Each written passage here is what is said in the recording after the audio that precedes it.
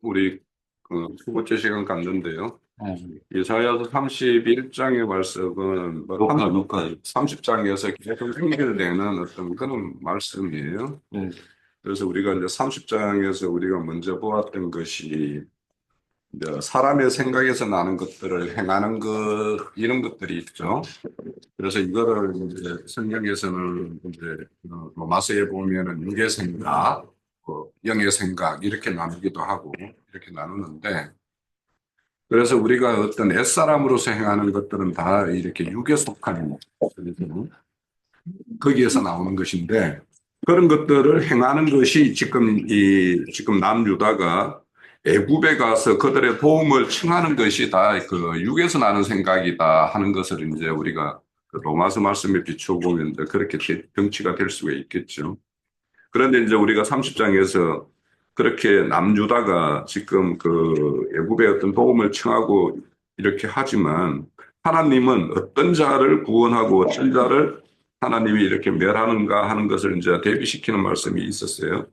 그런데 이제 구원하는 자들에 대한 내용은 이제 30장 15절에 보면 돌이켜 조용히 있어야 구원이 이룬다라고 하고, 잠잠하고 신뢰하는 자에게 하나님께서 힘이 되어 주신다 이런 말씀도 있었어요. 그래서 그런 말씀과 또 18절에 보면 여호와께서 기다리신다. 그러니까 이 기다림이라는 것은 너희들이 지금 이렇게 어려움에 당면했는데 그 도움의 손길을 애굽에다가 이렇게 요청하는 이런 것들, 이런 생각에서 나오는 것들이 다 이렇게 멈추어질 때까지 이제 기다리시는 것이 또 하나님이다라는 것도 이제 음, 우리가 30절에 이제 말씀으로 살펴봤어요. 그럼에도 불구하고 이렇게 이제 불구하고 31장 1절에 보면 도움을 구하러 애굽에 내려가는 자들은 다 있을진저 이렇게 되어 있어요. 그들이 이제 말을 의지하고 병거를 의지한다 이렇게 되어 있어요. 자, 그래서 우리가 이렇게 어려움을 당면하면 누구에게 이렇게 도움을 이렇게 청할 수가 있죠. 또 청해서 거기에서 이렇게 벗어나는 것이 우선 해결돼야 될 문제이죠. 그러면 이렇게 도움을 청할 때 누구에게 도움을 청하느냐 하는 것이 이제 에, 지금까지 계속 이어지는 말씀이에요. 애굽이냐 아니면 하나님이냐 이걸 이제 선택하라는 거죠. 그러면 옛사람에게서 나오는 것들은 다 애굽을 향하여 손을 벌리게 되어 있고, 새 사람으로 난 것은 다 하나님께 이렇게 의뢰하는 걸로 나아가게 되어 있어요. 그래서 우리가 믿는다고 하지만 우리가 아직도 세상적인 요소를 다 가지고 있기 때문에 그 요소가 발동이 되면 세상에다가 손을 벌릴 것이고, 아니면 내가 하나님에 의뢰하는 그 하나님을 의뢰하는 자로 나는 것은 새 사람에서 나는 생각에서 이루어지는 거예요. 그래서 항상 이제 이런 어떤 도움의 어떤 문제는 사람은 이제 눈에 보이는 것과 눈에 보이지 않는 것이 있죠. 그러니까 하나님의 어떤 도움은 당장 눈에 안 보여요. 그래서 이걸 믿음이라고 이야기하는 거예요. 그래서 믿음이라는 것은 바라는 것의 어떤 실상이다라고 이야기해요. 그러니까 그것이 바라는 것이 실상이 되어서 그게 작동되어지면 하나님을 에게 도움을 청하게 되어 있고, 그렇지 않으면 믿음에서 떨어져서 애굽에게 손을 벌리게 되어 있어요. 그래서 우리가 이렇게 주님이 가신 그 길을 가기 위해서는 자아를 부인하라고 그러죠. 자기를 부인하고 내 십자가를 지고 나를 따르라고 그랬어요. 그럼 제일 첫 번째가 뭐냐면 주님의 길을 가기 위해서는 자아라는 걸 부인해야 돼요. 그 자아라는 게 뭐예요? 그게 옛사람이에요. 혼생명이에요. 이 혼생명, 뒤에 보면은 육체가 되었다라는 거, 이거는 내 자아가 육체와 결탁되어 있는 그 자아일 때를 육체라고 이야기를 해요. 그래서 그런 것들을 우리가 본다라면 지금 내가 당면하는 문제를 보이는 어떤 애굽의 어떤 말과 병거가 보이고 있고, 하나님의 어떤 도우심이라는 것은 우리가 말씀을 통해서 역사적으로 이렇게 이스라엘과 함께 했던 그 수많은 출애굽 과정에서 지금 가나안 정복 전쟁을 다 이루어내시고, 그런 하나님을 우리는 기록된 말씀으로 우리가 알고 있어요. 그러면은 그 기록된 말씀에 대한 어떤 그거를 믿고 그렇게 그 길을 갈 건가? 아니면 지금 눈에 보이는 애굽의 병마 이거를 보고 갈 건가? 이것이 신앙의 어떤 노선이 달라지는 거예요. 그래서 우리가 애굽에 내려간다라는 것은 결국에는 하나님을 떠난 그 어떤 실상을 말하는 것이기 때문에 그것이 결국에는 이제 우리에게는 믿음으로 이기지 못한 자, 믿음에서 패한 자, 이런 자들이 이제 애굽으로 이제 내려가는 거죠. 근데 이제 여기에서 보면은 이제 말과 병거 이 말을 이제 그거를 의뢰하는 자들, 우리가 출애굽 과정에서 홍해에 그 수장된 것들이 뭐냐면 하나님께서 그것들의 무용함을 보여주기 위해서 홍해에 그 바로의 말과 병거들을 다 수장시키고 이스라엘 민족은 바다를 건너서 이렇게 나왔던 거 아닙니까? 그러니까 하나님의 인도를 받는다라는 것은 결국에는 말과 병거라는 것을 수장시킨 자냐 아닌 거냐에 따라서 결국에는 하나님의 어떤 인도하는 길을 나아가느냐 안 가느냐의 결정이 돼요. 그런데 지금 뭐냐면 남유다는 그런 700년 전에 그 홍해를 건널 때 하나님께서 그 수장시켰던 말과 병거를 지금 힘삼으려고 하는 어떤 그런 우를 범하고 있는 거예요. 그러면 이거는 우리 각자에게도 우리가 지금 신앙의 노선을 가고 있으면서도 어떤 세상적인 어떤 물질이나 어떤 건세나 이런 것들을 이렇게 잡으려고 하는 거는 홍해를 건넜을 때 그 하나님이 수장한 것, 그 무용한 것들을 다시 잡으려고 하는 것, 그 똑같은 거라는 것을 우리가 이제 이런 걸 통해서 이제 배울 수가 있죠. 그래서 결국에는 자기를 잡기 위해서 이스라엘 어떤 출애굽을 막기 위해서 왔던 그것을 다시 이제 좋아하고 그것에 힘을 빌리려고 하는 것이 얼마나 이게 어리숙한 일인가 하는 것을 지금 1절에서 우리가 그들이 말과 병거에 의지하는 어떤 그런 걸 우리가 좀 알 수가 있고요.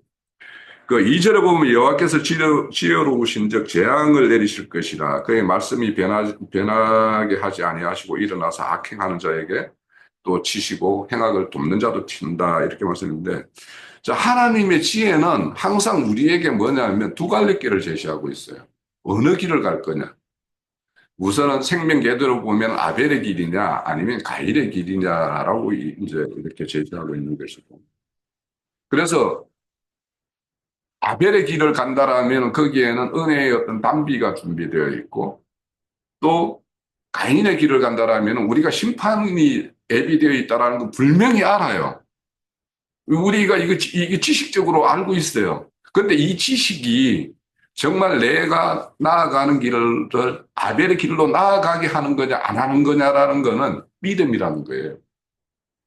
그래서 아는 것과 믿는 것이 하나가 되어야지 그리스도의 장성한 분량에 이르러서 그리스도의 그 가신 길, 그 십자가의 길을 갈 수가 있는 거예요. 그러니까 우리가 아는 거 중요하죠. 근데 그것이 거기 아는 거에 내가 믿음으로 이렇게 딱 합하지 않으면 그거는 진짜 한낱 말쟁이들의 어떤 말에 지나지 않아요. 그래서 그런 것들은 우리 인생 가운데에서 이게 하나님이 원하는 길이다라고 알면서도 그 길을 못 간 우리는 그런 과거의 이력들을 다 가지고 있어요. 저도 있어요. 현재도 그러고 있는지도 몰라요. 그래서 이런 것들을 어떻게 믿음으로 합해서 믿음의 길을 갈 것인가 이것이 결국에는 이제 우리의 어떤 신앙길인데 여기 보면 말씀이 일어나서 이렇게 이 말씀하죠. 말씀들을 변하게 하지 아니하시고 일어나사 이렇게 말씀하죠. 이 말씀은 이제 저는 하나님이 이런 말과 병거 애굽의 말과 병거에 의존하기 위해서 그들에게 손을 벌리는 자들에게 이 말씀은 무엇이 어떤 말씀이 일어나서 그들을 치실까라는 것은 저는 신명기 17장이라고 보여요. 그 신명기 17장 한번 봅시다. 뭐 잘 아시는 말씀인데 신명기 17장에 보면 모세가 바란 강야에서 이제 요단강 서편으로 건너가기 전에 마지막 이렇게 설교하는 것이 신명기잖아요. 신명기에 보면은 그 14절에 보면 내가 내 하나님 여호와께서 내게 주시는 땅에 이르러 그 땅을 차지하고 거주할 때에 만일 우리도 우리 주위의 모든 민족과 같이 우리에게 왕을 세워 주소서 생각이 나거든 이렇게 돼 있어요. 그러니까 모세는 하나님의 어떤 계시를 받았겠죠. 그러니까 너희들이 저 서편에 들어가면 다른 민족들이 다 왕이 다스리는데 너희들에게는 왕이 없어. 그러니까 그들에게 이렇게 왕이 없기 때문에 우리가 왕의 어떤 보호를 받지 못한다 이런 생각이 들어서 왕을 주세요 하는 것이 뒤에 가면은 사무엘상에 나와 있잖아요. 그죠? 그렇게 될 것을 미리 이제 이 예견을 하고 그러면 왕을 택할 때 하나님께서 택한 자를 둘 것이고 타국인을 세우지 말 것이고 그렇게 말씀하고 16절에 보면 병마를 많이 두지 말라. 그리고 병마를 많이 얻으리고 그 백성을 애굽에 돌아가게 하지 말라라고 이렇게 경고를 했는데 지금 남유다가 여기에 이 말씀에 정면으로 반하는 일을 지금 행하고 있죠. 그러니까 이 말씀이 일어나서 그들을 치는 거예요. 그러니까 악행을 저지르는 자나 악행을 이렇게 돕는 자나 이렇게 다 이렇게 친다라고 예, 저는 이 말씀이 그 말씀들이 일어나서 이런 거는 물론 이 말씀 외에도 이런 어떤 애굽에 대한 어떤 경고 이런 것들은 수없이 많죠. 많지만 요 말씀이 이제 저는 이제 생각이 되었어요. 그래서 하나님의 말씀은 말씀 그 자체가 이력을 가지고 있어요.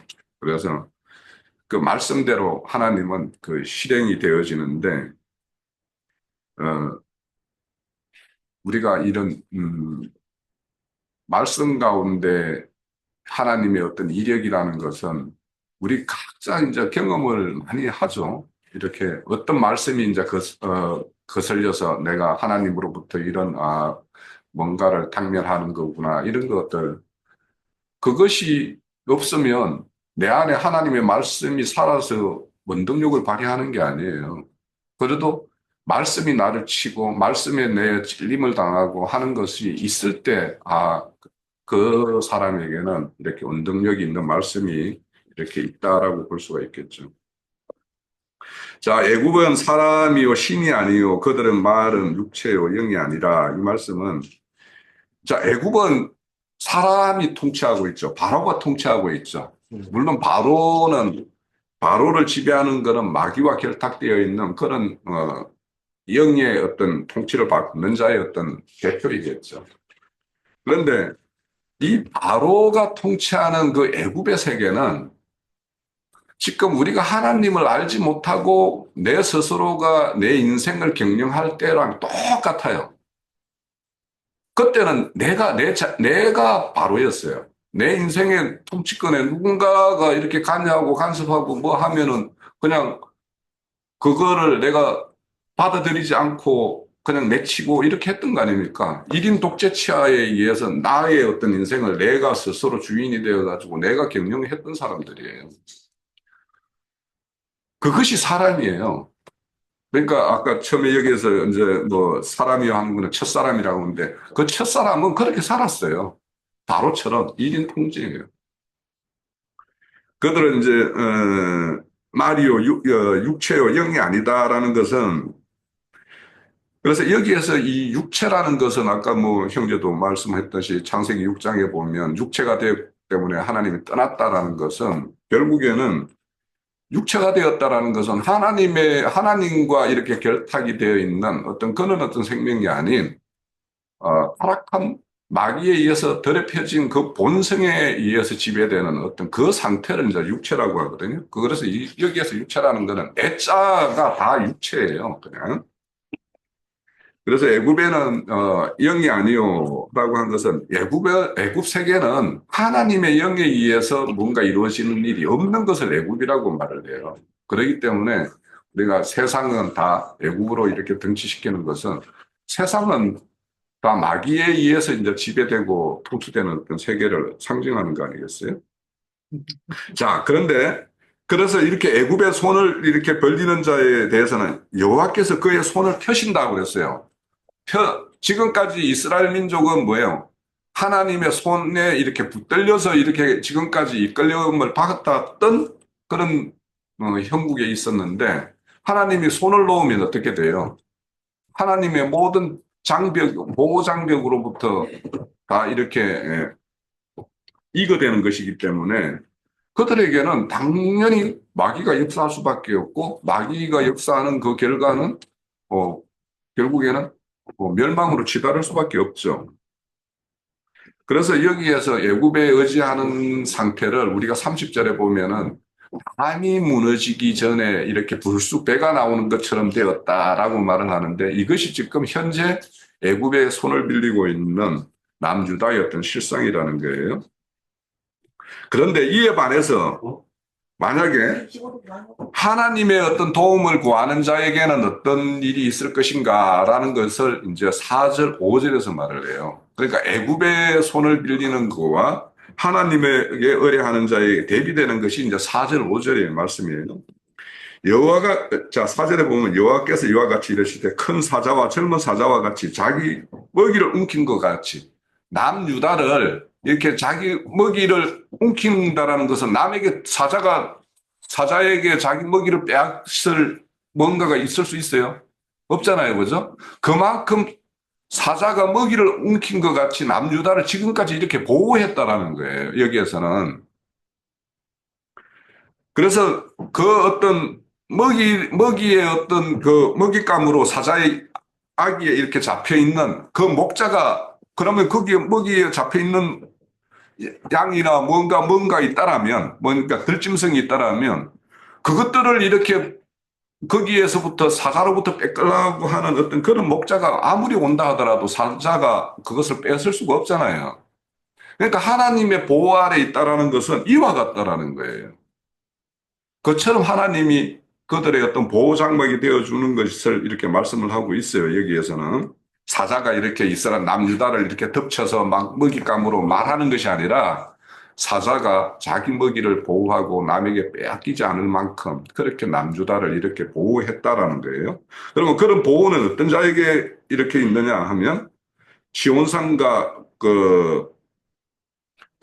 우리 30절에 보면은 시온과 에루살렘에 거하는 자들에 대해서 하나님이 이렇게 보호하신다고 그랬잖아요. 그러니까 그런 어떤 보호에 떠나지 않고 여전히 에루살렘과 시온 하나님의 어떤 정 가운데 거하는 자들에게는 이런 젊은 사자가 이렇게 지키는 것과 같이 이런 보호를 해주신다라는 것이 그 4절의 말씀이고 5절은 또 새가 새끼를 보호하는 것과 같이 그러면 이제 특히 이제 여기 이제 새를 비유할 때는 항상 하나님을 이제 독수리에게 비유하는데 독수리는 자기 집을 어디에다 짓냐 하면 이렇게 언덕 그 아주 절벽 같은데 그런 데에다가 이제 새끼를 치죠.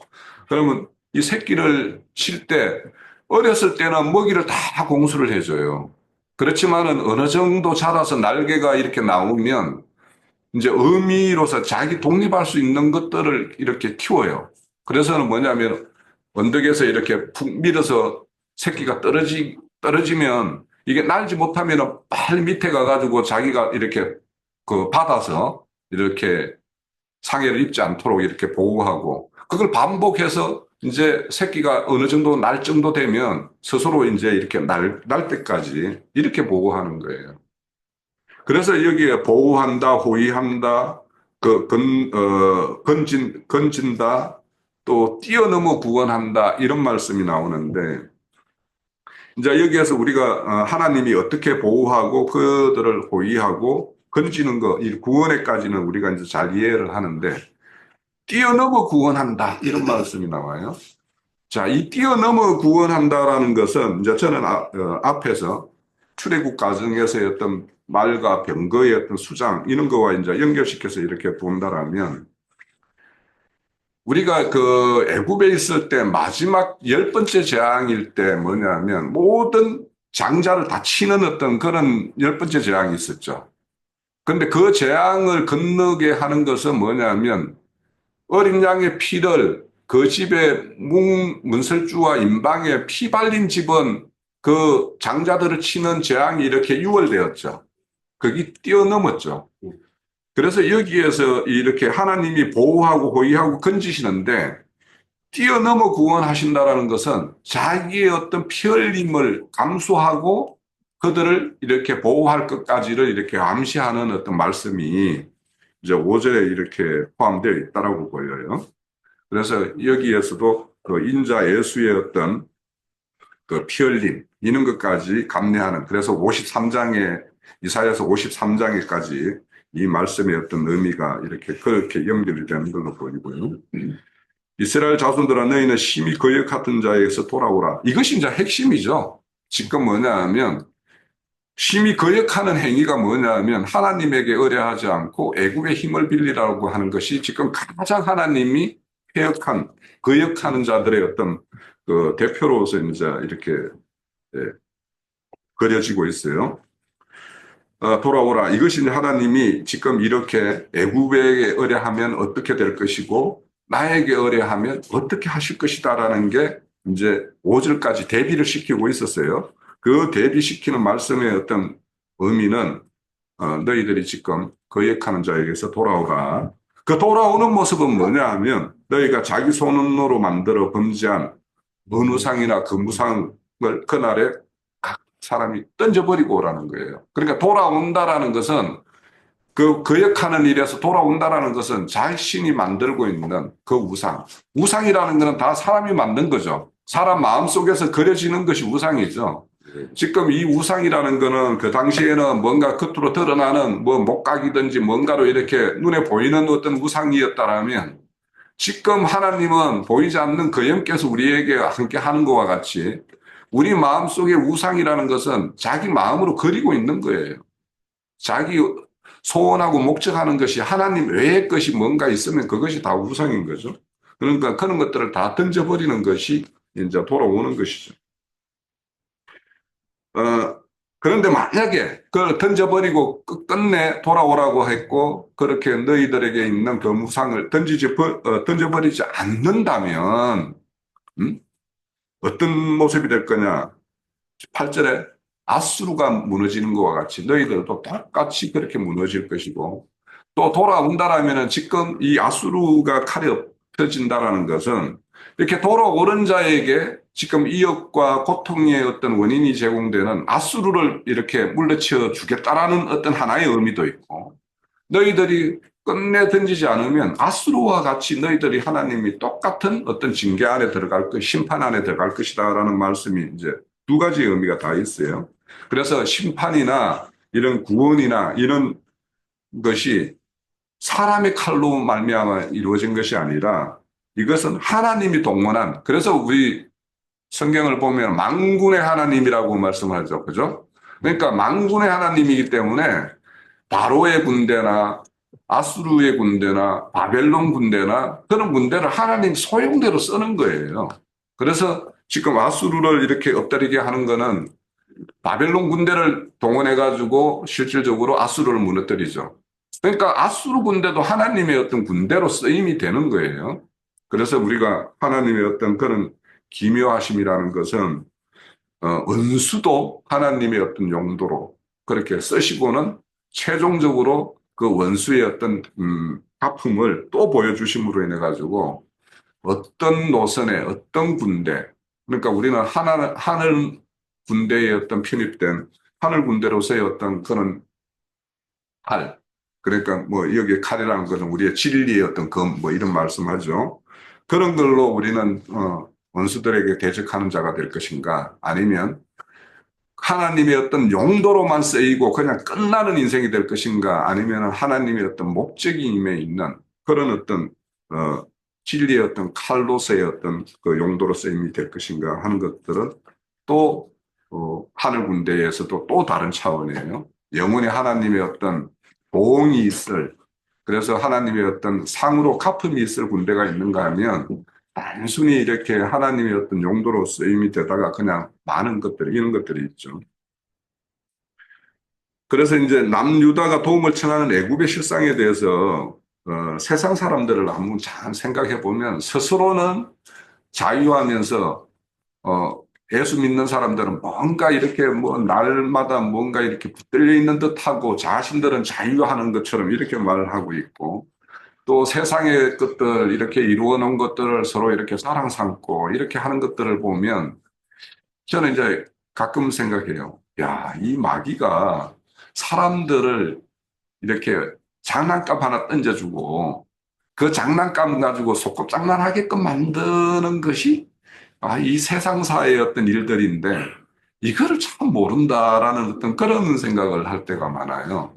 그러니까 우리가 보면은 참 저거 부질없는 것들인데, 그죠? 뭐 우리가 잘 알다시피 뭐 우리나라를 대표하는 어떤 거부인 그 삼성가의 어떤 그 우대 조상들 보면 다 그냥 한 줌의 흙으로 다 갔어요. 어떤 것도 남은 거 없어.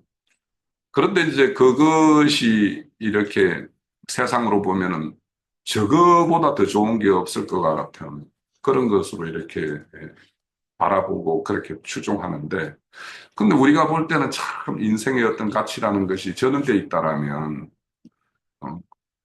어, 그 어떤 끝이 저래서는 안 되는데, 그런 생각이 들죠. 그렇지만 그들은, 그런 어떤 실상을 모릅니다.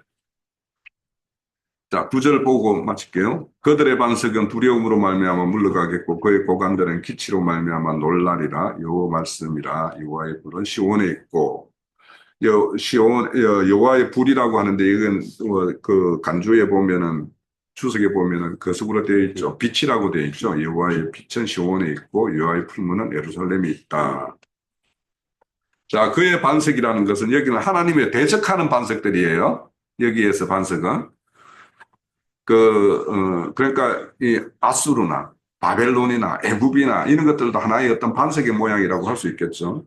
그들의 것들은 어, 하루아침에 하나님께서 이렇게 엎어버리려고 생각하면 그냥 엎어지는 것들이 이제 그런 것들이라는 것을 우리가 역사적으로 잘 보고 있어요. 자, 이런 어떤 하나님 앞에 이렇게 엎어지는 것들, 불사름을 당할 것들, 그런 것들이 있는데, 자, 이런 것들을 우리에게 적용해서 본다라면, 우리가 애굽에 이렇게 여호와의 풀무는 에루살렘에 있다 이렇게 말을 해요. 그런데 우리가 그 애굽을 또 풀무불이라고 말을 하죠. 그죠? 그러면 이제 애굽에 풀무불이 있는가 하면 여호와 앞에 있는 풀무불이 있어요.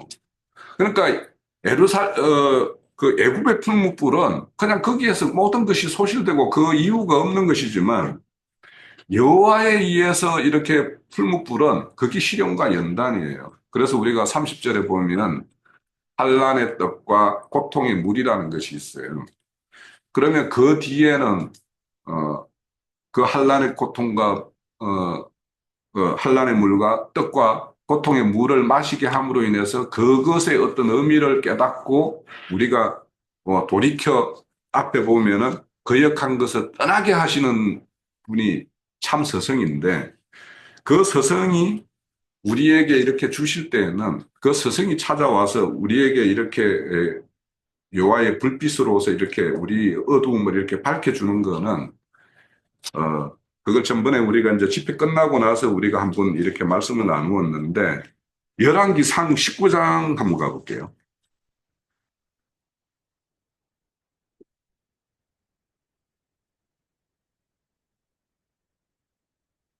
자, 이때에는 이제 뭐냐면 그 엘리야가 막 그 이세벨에 의해서 막 죽이고자 이렇게 할 때 도망가다가 이렇게 혼자 남아서 막 이렇게 고통 가운데 있을 때 이제 말이에요. 그 10절에 볼게요. 그가 대답하되 내가 만군의 하나님 여호와께서 열심히 유별하시니 이는 이스라엘 자손이 주의 언약을 버리고 주의 제단을 흘며 칼로 주의 선지자를 죽였음이며 오직 나만 남았거늘 그들이 내 생명을 찾아 빼앗으려 하나이다. 이렇게 하나님에게 막 자신의 어떤 신세 타령 이렇게 호소하는 말씀이죠. 여호와께서 이르시되 너는 나가서 여호와 앞에서 산에 서라 하시더니 여호와께서 지나가시되 여호와 앞에 크고 강한 바람이 산을 가르고 바위가 부수나 바람 가운데 여호와께서 계시지 아니하며 바람 후에 지진이 있으나 지진 가운데 여호와께 계시지 아니하며 또 지진 후에 불이 있으나 불 가운데도 여호와께서 계시지 아니하더니 불 후에 세미한 소리가 있는지라. 엘리야가 듣고 겉옷으로 얼굴을 가리고 나아가 굴러기에 서매 소리가 그에게 임하여 이르시되 엘리야야 내게 어찌하여 여기 있느냐. 그가 대답하되 내가 만군의 여호와께서 열심히 유별하니 이는 이스라엘 자손이 주의 언약을 버리고 주의 제단을 헐며 칼로 주의 선지자를 죽였음이며 오직 나만 남았거늘 그들이 내 생명을 찾아 빼앗으려 하나이다. 여호와께서 그에게 이르시되 너는 내 길을 돌이켜 강야를 통하여 다메섹으로 가라 이르거든 하사엘에게 기름을 붓고 아람의 왕이 되게 하며 너는 님시의 아들 예후에게 기름을 부어 이스라엘 왕이 되게 하고 또 아벨 모할라야 사벳의 아들 엘리사에게 기름을 부어 너를 대신하는 선지자를 하라 이렇게 말씀하면서 쭉 보면은 18절을 볼게요. 그러나 내가 이스라엘 가운데 7천 명을 남기리니 다 바알에게 무릎을 꿇지 아니하고 다 바알에게 입맞추지 아니하는 자라 이렇게 말씀을 해요. 자, 그러면 하나님이 이렇게 찾아올 때 엘리야가 지금 이세벨에 의해서 막 쫓겨서 이렇게 다니는 것을 뭐냐면 여기에서는 강한 바람, 뭐 지진, 불, 막 이런 일로 이렇게 설명을 하고 있어요. 그런데 이런 것들이 다 끝났을 때, 그러니까 이거는 이제 우리 각자에게 말한다라면 우리에게 그 어떤 어려움과 환란인 가운데 막 내가 뭐 이래볼까 저래볼까 뭐 모든 것들을 다 동원해보고 끝내는 이제 내가 아무것도 할 수 없다라는 이제 혼자 남았다라는 건 나는 이제 어쩔 수 없습니다. 이제 나는 죽게 됐습니다. 이제 나는 도리가 없습니다. 이런 상황이 되었을 때 엘리사를 찾아온다라는 거예요. 그러니까 우리가 지금 남유다가 아수르의 어떤 그런 어떤 압제에 의해서 고통당하고 있어요. 그래서 남유다가 자기 수단으로는 애굽의 손을 빌리는 것이 좋겠다, 뭐 하는 게 좋겠다, 이런 수단을 다 동원했지만 그런 것이 다 끝났을 때 네가 할 수 있는 어떤 방편이 이것이다라고 하는 것, 그것이 다 끝나고 이제는 내가 어떠한 도리도 없습니다. 내가 할 방도는 이제는 끝입니다라고 할 때 그때에서 하나님은 미세한 소리로 찾아온다라는 거예요. 그래서 오늘 이런 하나님이 이렇게 일하시는 것, 남유다에게 이렇게 행하시는 거나 네에게 이렇게 각자 인생에게 행하는 것이나 또 교회에도 어떤 바람이 지나갈 수도 있죠. 그런데 그런 어떤 앞으로 나아갈 방향은 인간으로서 할 수 있는 어떤 수단들이 다 끝났을 때 그때서 하나님께서 길을 열어주시고 참으로 우리에게 이루어야 되는 어떤 그런 말씀.